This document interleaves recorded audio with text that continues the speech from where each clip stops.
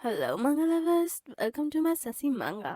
जैसे कि आप सबको पता है, हमारा इंस्टाग्राम का पेज बन चुका है। वो इसलिए बना है ताकि आपको नई नई नई अपडेट्स मिल चुके हैं वहाँ पे जल्दी जल्दी। और हाँ, वहाँ पे आपको नई मांगास की अपडेट भी मिलेगी और साथ में इस वाली मांगा की अपडेट भी मिलेगी। वहाँ पे लाइव होगी और बहुत सारे क्वेश्चन और आंसर सेशन होंगे, जहाँ पे आप पूछ सकते हो कि आपकी नई मांगा कब आ रही है या फिर नेक्स्ट पार्ट कब आ रहा है किस चीज़ का।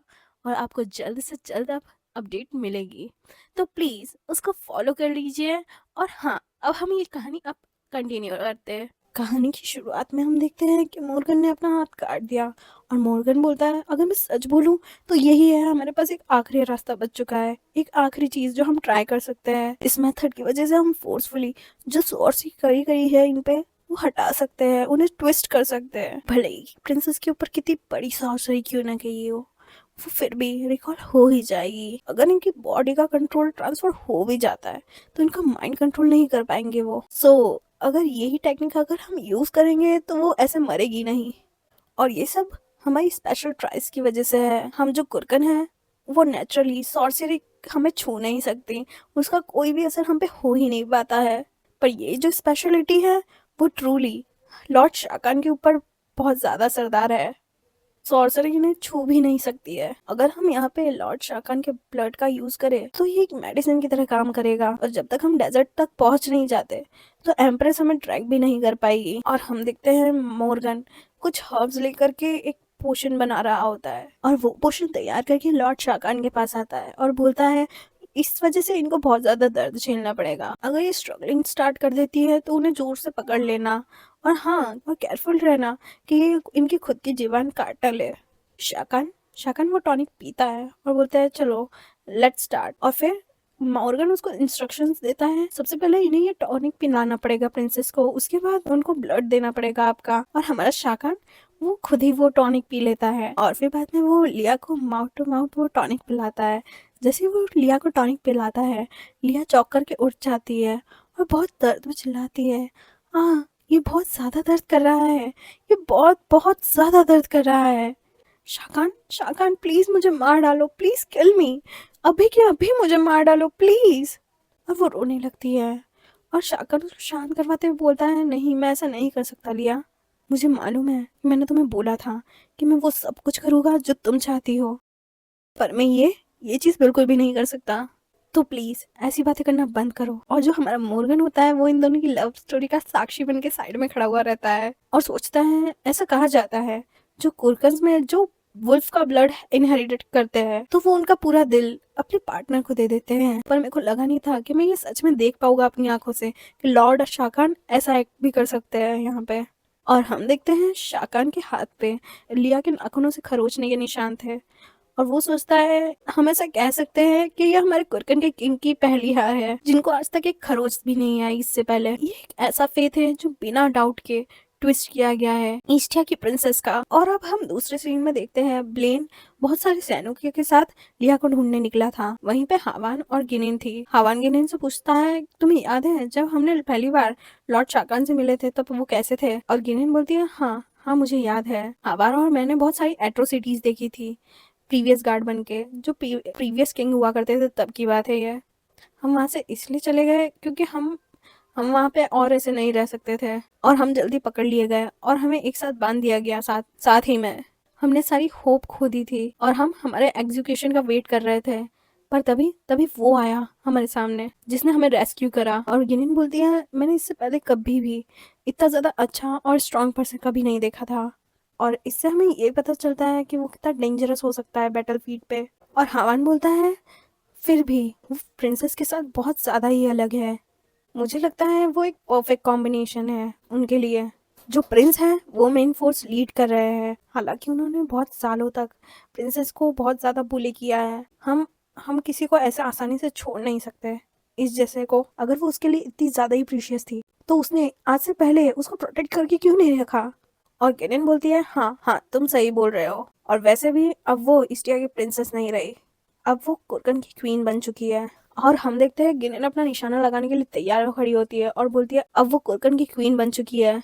और हम तभी नेक्स्ट सीन में देखते हैं हमारी लिया शॉक होकर उठ जाती है और वो उठ के बैठती है और सोचती है वो सपना क्या था, वो बहुत ज्यादा ही पेनफुल था मेरे लिए, मैं बस मरने ही वाली थी, तभी समहाउ मैं फिर भी रेजिस्ट कर पाई उन सारी चीजों को।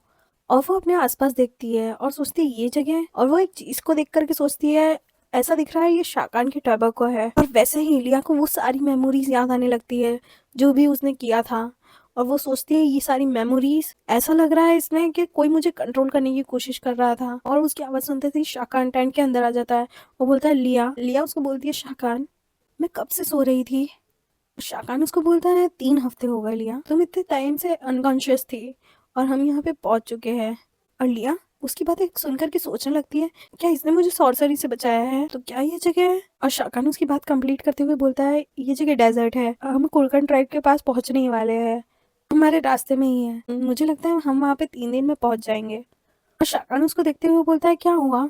और लिया बोलती है मुझे छोड़ दो, मुझे जाने दो और मुझे वापस भेज दो ईस्टिया में। और शाकान बोलता है कहाँ। शाकान गुस्से में हाथ बांधते हुए बोलता है वहीं जहाँ पे मार्गरेट ऑप्टेन होगा, इस्टिया में रहने से अच्छा कि इससे अच्छा मैं तुम्हें अपनी ब्राइड बना लूं प्रेडेटरी मैरिज के अंदर, और मुझे नहीं लगता कि वो कुछ भी करेंगे तुम्हें हासिल करने के लिए वापस। इसी तरीके के इस्टिया के लोग, मैं सही कह रहा हूँ ना। और लिया चिल्लाते हुए बोलती है इससे तुम्हारा कोई लेना देना नहीं है, तुम्हें कुछ भी नहीं पता है। और वो सोचती है बस यही एक आखिरी रास्ता है, मैंने चुना है ऐसे मरना। पर तुम्हें पता है मुझे सबसे ज्यादा दुखी क्या करता है, मुझे ये चीज खुशी देती है कि इसने अभी तक मेरे ऊपर गिव अप नहीं किया आखिरी तक भी।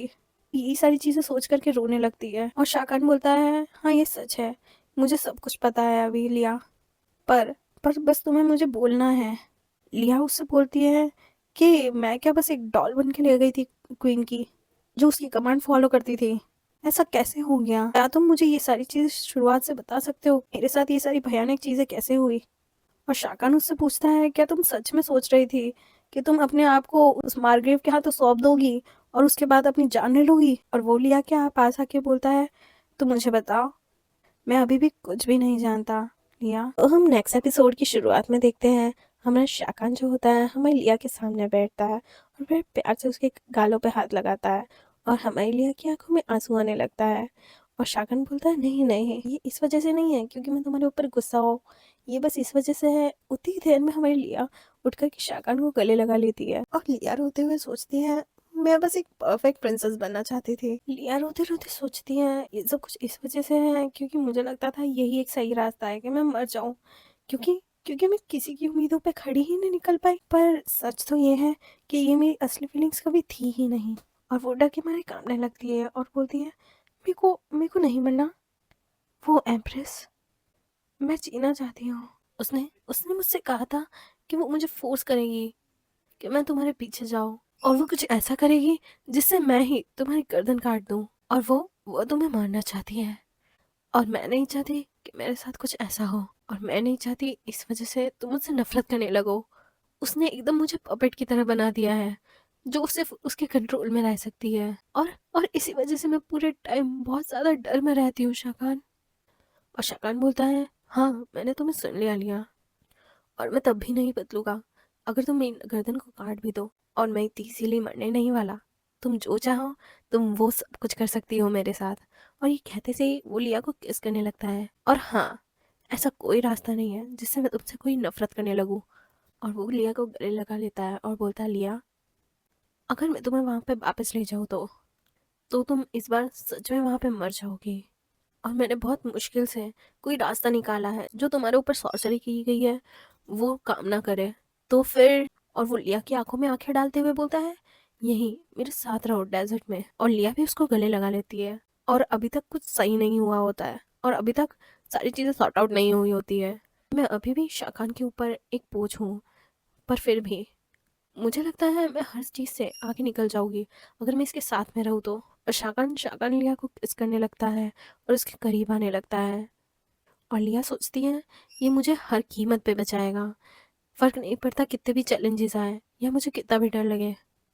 और लिया लिया शाकान को देखते हुए बोलती है मैं समझ गई हूँ, मैं तुम्हारे साथ ही रहूंगी। और वो भी शाकान को किस करने लगती है। वो दोनों बहुत ज्यादा पैशनेट किस करने लगते हैं। और शाकान बोलता है लिया अगर हम ऐसे ही चलते रहे तो हम हमारा कंट्रोल खुद के ऊपर से खो बैठेंगे। ऐसा कहा जाता है कि कुरकन और बीस्ट में कोई भी डिफरेंस नहीं है, और इसका रीजन ये है वो जो चीज़ है जो उन्हें कंट्रोल करने नहीं देती खुद पर। क्या तुम इस बारे में जानती भी हो? मुझे खुद को यहीं पर रोकना होगा। तुम खुद को इस हालत में अपने आप को पुश नहीं कर सकती। और शकन देखते ही देखते लिया के हाथों के हैंडकफ्स खोल देता है। चलो, सबसे पहले तुम्हारे लिए कुछ खाने का लेके आ जाते हैं। तुम बहुत टाइम से सो रही थी, तो अभी तुम्हें कुछ खाने की ज़रूरत है। फिर हम एक्शन में देखते हैं लिया खाना खा रही होती है और वो सोचती है, तुम खुद को ईस्टिया की प्रिंसेस अब नहीं कह सकती, तुम्हें अब खुद को लिया कहना चाहिए। खाते खाते एकदम से उसको वो मेमोरी क्लिक होती है सरडीना की, जो कहती है उसे, तुम खुद को ईस्टिया की प्रिंसेस नहीं कह सकती। अगर तुम ऐसे ही कहती रही लिया तो तुम्हें खुद की परवाह करनी होगी।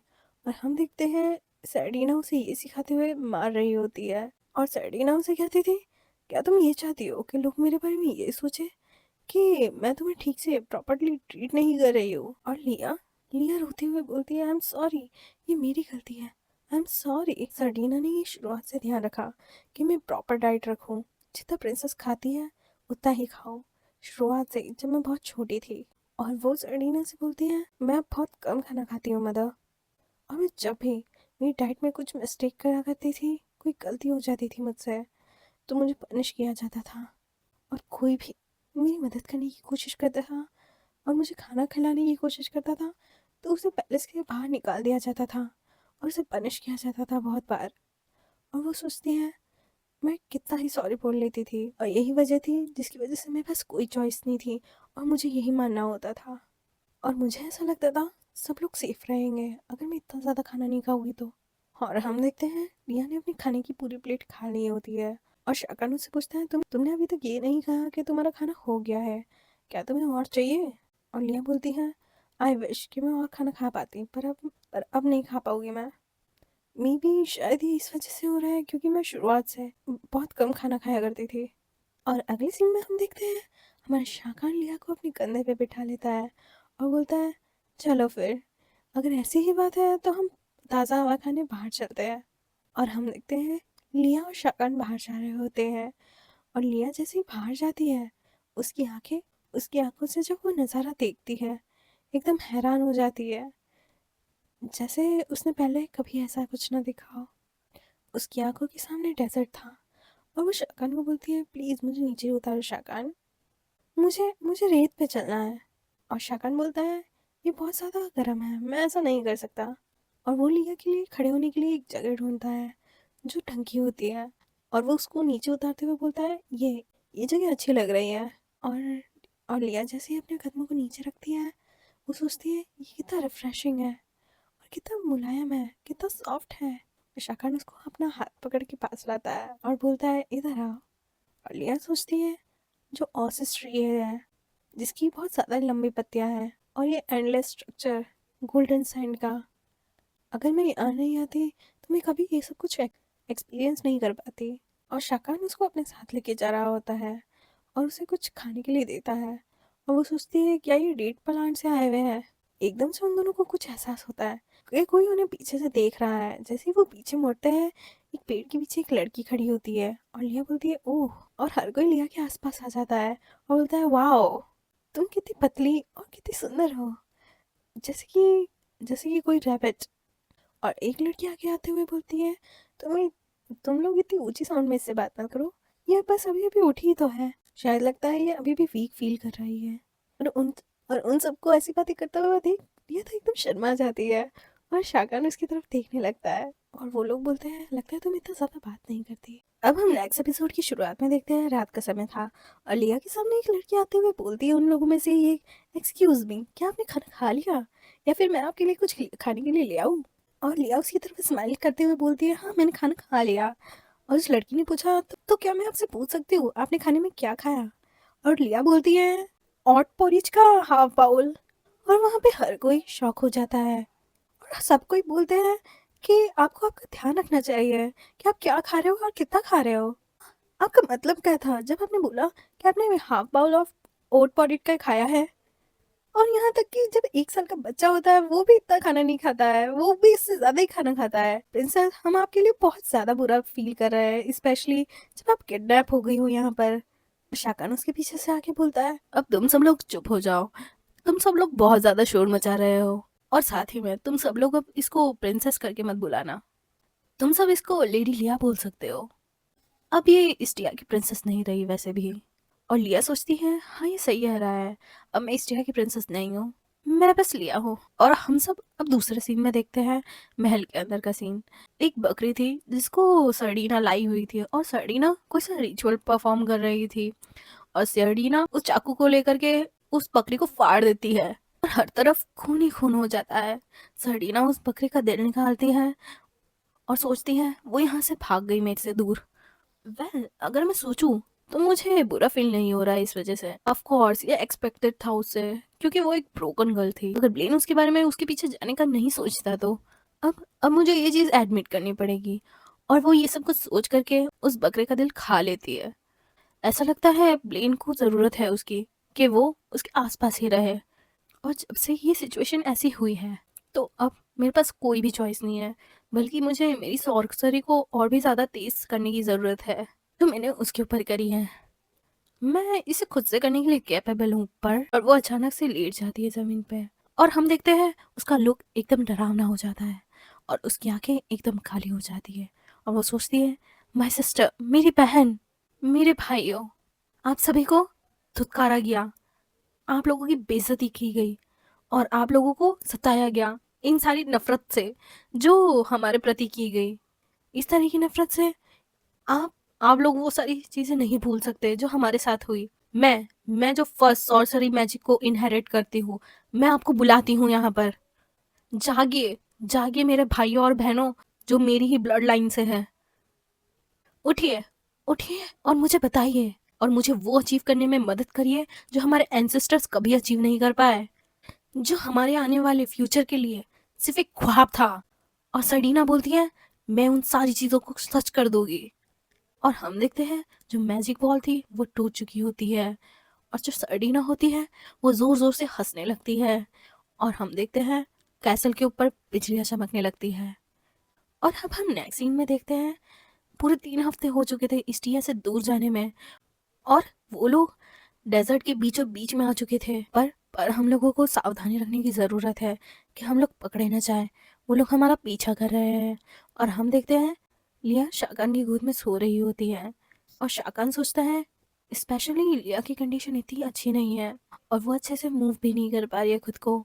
और वो सोचता है कल ही से इसकी कॉन्शियसनेस वापस आने लग गई है, जब जब वो थोड़े समय के लिए जागी हुई थी।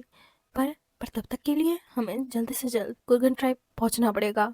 और हम देखते हैं गिरेन और हवन आ चुके थे, और गिरेन आके बोलती है कि हम लोग आ गए लॉर्ड शाकान। और शाकान उसको बोलता है, ऑल राइट, तुमने अच्छा काम किया।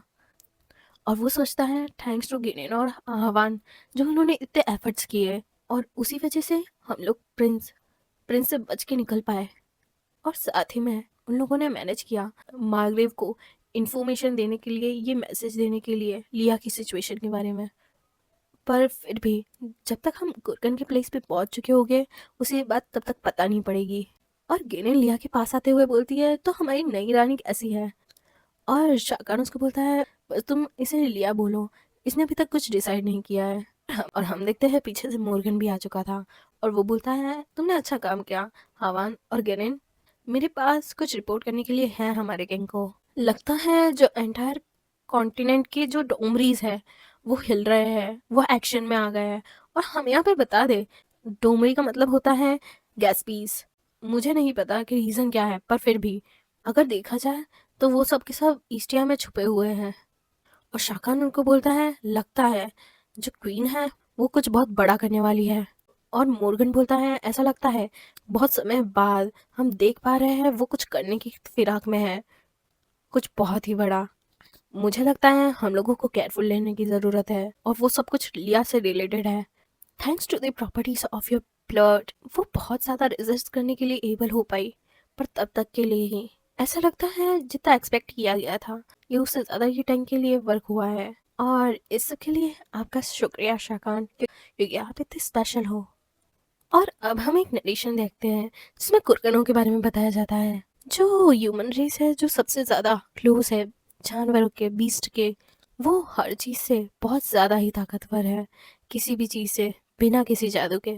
अगर हम नेचर के बारे में बात करें तो ऐसा कहा जा सकता है, इस तरह के लोग सिंपली पाए नहीं जाते, एग्जिस्ट ही नहीं किए जाते सिंपली। अगर हम दूसरी तरफ देखें, जो टर्म है गैस्पीज, वो अधिकतर यूज किया जाता है, कहा जाता है उन लोगों का ग्रुप जो घूमता रहता है। वो जब तक कुछ नहीं कर सकते, जब तक वो कंटिन्यू एक प्लेस पे बैठे ना रहे, वो और फिर भी वो खुद को रोम कहते हैं। रोम का मतलब एक रिस्पेक्टफुल टर्म होती है। वो चाहते हैं उन्हें ऐसा बुलाया जाए, पर उन्हें हमेशा धुतकारा गया और उनकी बेइज्जती हुई। ये सब प्रैक्टिस करने की वजह से और एक जगह पे ना रहने की वजह से और उनके बहुत ज़्यादा गुस्से की वजह से और उनके डेस्परेट रिवेंज लेने की इच्छा की वजह से, उनमें से एक रूम जो सबसे ज़्यादा पावरफुल सॉर्सरर था, उसने एक डिसीजन लिया, एक डिक्लेरेशन किया एकदम आने वाले रोम पीपल के लिए। चलो, अब हम एक स्टैंड लेते हैं, पर पर हमारे पास कोई ग्रेट वॉल्स नहीं है जो हमें डिफेंड करे, ना ही कोई सोल्जर, ना ही कोई वेपन्स। और उनमें से कोई बोलता है तो फिर क्यों क्यों ना हम खुद की आर्मी खुद से बनाए, एक पावरफुल आर्मी जिसे कोई भी नेशन रोक ना पाए। जो रोम है उन्होंने डिसाइड किया एक स्पेल कास्ट करने का, जो क्रिएट करेगा ऐसे पावरफुल बीस्ट को, जो ऐसे स्पेशल क्रीचर्स को जो जो बीस्ट की पावर इनहेरिट करते हो, वो क्रिएचर जो बहुत ज़्यादा खूबसूरत हो और उनकी कनिंग जो हो वो अनमैचेबल हो, साथ ही उनके पास इतनी पावर हो कि उन्हें कोई भी सप्रेस नहीं कर पाए। पर वही सब कुछ नहीं था। जो रेस था उन्होंने उस प्रपोजल को अलाउ नहीं करा। जो रोम थे वो उन क्रिएचर्स के जो नंबर्स हैं उनको बढ़ाने के लिए हेजिटेट करने लग गए और इसको अचीव करने के लिए उन्हें बहुत ज़्यादा जानवरों की ज़रूरत पड़ने लग गई जो एक्सपेक्टली बहुत ज़्यादा फर्टिलिटी रेट के थे। बस थोड़ा सा और, जो भी हो, जो क्रिएचर्स थे वो बाउंड थे उनका ऑर्डर फॉलो करने के लिए, जो विचक्राफ्ट यूज़ करते थे। और थोड़े ही समय बाद उनका फर्स्ट डाउनफॉल होने लगा। एक दिन एक नर्ड जो फाइनल स्टेज पे था उसकी कन्क्वेस्ट के, वो सोचने लगा कि मेरा मैजिक इस पे काम क्यों नहीं कर रहा है। वो एक ऐसे वेरिएंट थे जो पैदा हुए और कभी भी कंट्रोल नहीं किए जा सकते थे। और ये जो वेरिएंट थे वो हाफ ह्यूमन से बहुत ज़्यादा स्ट्रॉन्ग थे, जो रोम्स ने क्रिएट करा थे। और और फिर बाद में उनके मार्क्स अपीयर होने लगे। जो रोम्स थे वो अनप्रिपेयर्ड थे ऐसी अनोमली के लिए। उन्होंने उन्होंने पाया वो उन लोगों के आगे पावरलेस थे और इस नतीजे के साथ, और फिर बाद में नतीजा ये हुआ उन लोगों ने जंजीरें तोड़ दी खुद की, और बहुत ही कम पीरियड के अंदर ही। जो वेरिएंट्स थे हाफ ह्यूमन कहा गया और उन्हें बहुत ज़्यादा डिसॉर्डर्ड लैंड्स पे भेज दिया गया। और वहीं वहीं उन्होंने अपना ठिकाना बनाया डेजर्ट में, और फिर उन्हें डेजर्ट रेस कहा जाने लगा। और ये सब कुछ हो जाने के बाद उन लोगों को कुर्कन कहा जाने लगा। और फिर जब जो फर्स्ट वेरिएंट था उसका जो ब्लड था वो हर पासिंग जनरेशन के साथ और समय के साथ साथ जो इंडिविजुअल था वो एक्स्ट्रा ऑर्डिनरी पैदा हुए, जो एबिलिटीज थी उनके एंसेस्टर से ली गई थी। उनमें से एक पर्टिकुलरली कुर्कन जो था वो क्लोजली रिजेंबल करा था जो ओरिजिनल वेरिएंट थे उनसे, जो था स्ट्रॉन्गर किसी से भी ज़्यादा और अटारली इम्यून टू मैजिक। और जो वो कुर्कन था वो हमारा शाकान था जो क्रेटस रिजेंबल था ओरिजिनल वेन्स का वो। तो अभी तक के लिए बस इतना ही था। और हाँ, हमारा जो नया इंस्टाग्राम पेज बना है उसको फॉलो करना मत भूलना, क्योंकि वहाँ लाइव आकर के आपके क्वेश्चंस का आंसर मिलेगा कि आपकी नई मांग कब तक आएगी। और लगता है आप लोगों ने नई मांग डिसाइड कर ली है आप लोगों को कौन सी चाहिए। तो आपको वही मिलेगा जो आपको चाहिए, मैं कहा था ना। तब तक के लिए लाइक करें, शेयर करें, सब्सक्राइब करें एंड कमेंट करें। तब तक के लिए टूडल्स।